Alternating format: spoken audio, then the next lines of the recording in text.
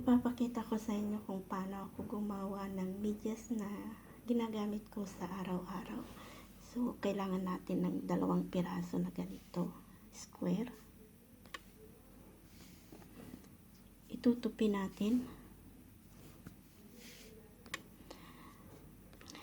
Then, dito sa bandang daliri ng ating paa, gugupitin natin na parang tayong gumugupit ng puso.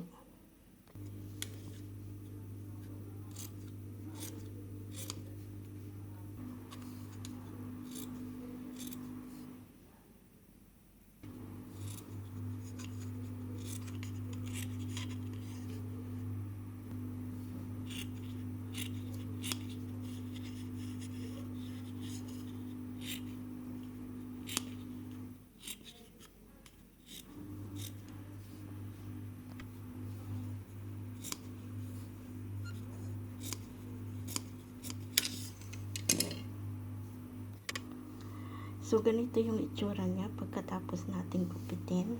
At pagbubuksan natin, ganito siya. Ganyan. Tutupihin natin, ganyan.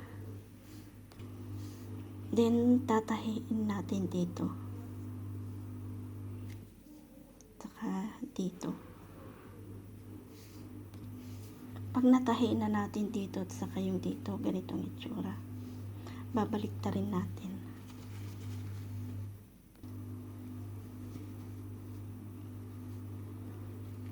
So, pag nabaliktad na natin dito, itutupi lang natin dito yung sa gilid.